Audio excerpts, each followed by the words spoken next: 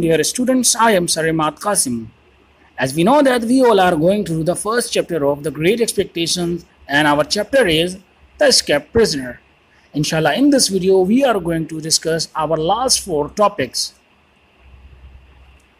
Let's start from the young man. Now we are going to the explanation. The next morning, I woke up early and went downstairs. I stole a pie and wrapped it in a piece of cloth. Then I looked for something to give the prisoner to drink. There was a large stone jar of the brandy in the kitchen. I poured some into an empty bottle and took that.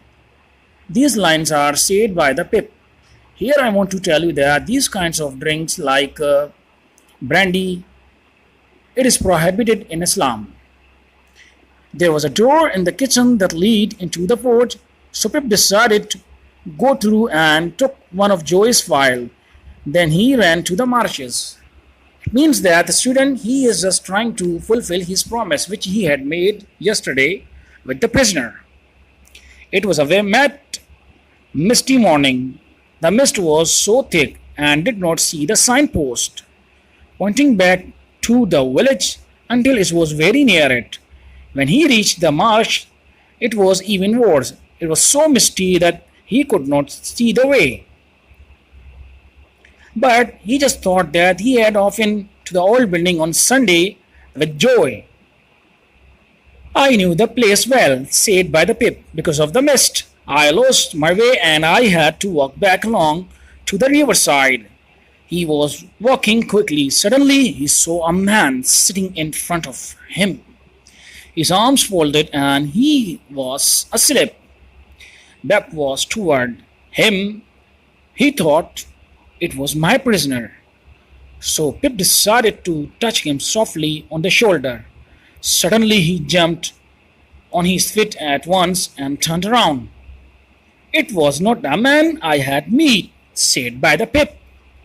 He was also dressed in rough grey clothes and had a chain on his leg, like my prisoner, but on the side of the face was a deep cut on his face.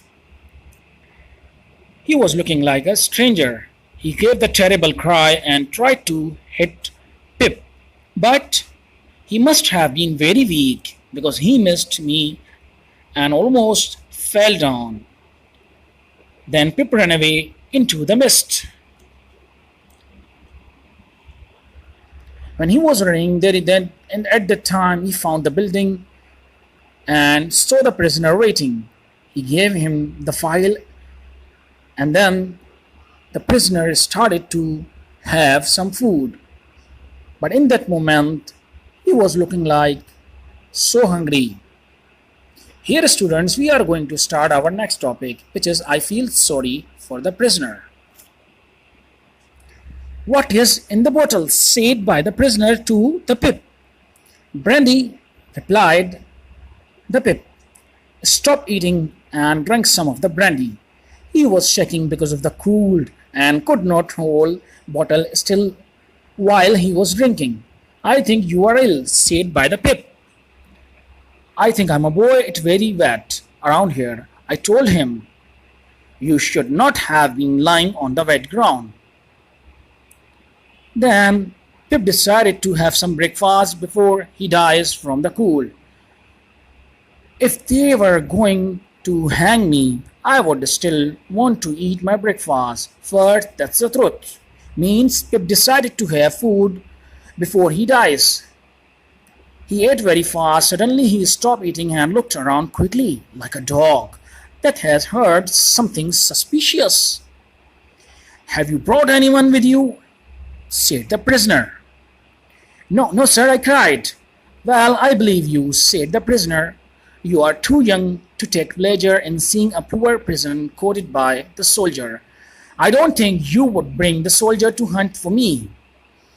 It means that the student here, the prisoner is believing the pip, because the prisoner thought that there is a team of the soldier along with the pip there, but there was nobody along with the pip. I felt sorry for him watching him eat the pie. I said, I'm glad you are enjoying. Thank you, my boy. This sentence is said by the prisoner. Here we are going to start our next topic, which is the other prisoner. After a while, Pip asked, "Aren't you giving any of the pie to your friend?" "Stop eating," he asked to the young man. "The one you talked about yesterday," I told him. "Oh, him," he said and laughed. "He does not want any food, but he looked very hungry." "Sir," I said.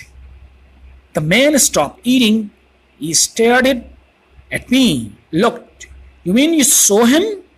"When?" he asked. "Just now." "Where?" "Over there." Pip pointed. "I found him asleep. I thought it was you." Here, student, Pip is describing that there was a man outside of the building. He caught hold of me and shook me.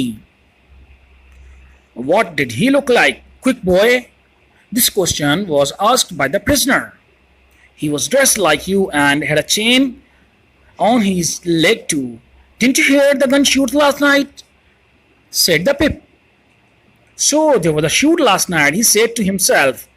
"That means that somebody has also escaped from the prisonership." Means the new one prisoner who has left, who has escaped from the prisonership. Here we are going to start our last topic. The prisoner tries to free himself. Let's start the explanation. Then he turned to me and asked, "What about his face, Pip? Was there anything strange about his face?" "There was a cut on it on the left side," said by the Pip. "Oh, where is he now? Show me the way," he warned. He put the remaining food inside his coat. I pointed the direction where the other man had gone. So Pip said where the exactly his direction is. So he decided to find him. Now here the prisoner stared into the mist. Then he took the file and started to rub it against the chain on his leg to cut it free. He did not pay attention to the Pip. Here, student, the Pip decided to go. The last I saw of him, he was sitting there in the mist, said by the Pip. He was bent over, working hard with the file as he tried to cut through the chain. Then I walked a little way, then stopped and looked back. He was hidden by the mist and could not see him. But I could still hear the sound made by the file on the chain. These lines are said by the Pip. Here, students, we have finished our first chapter. I hope you all have enjoyed the whole first chapter. Stay home, stay safe. Assalamu alaikum wa rahmatullahi wa barakatuh.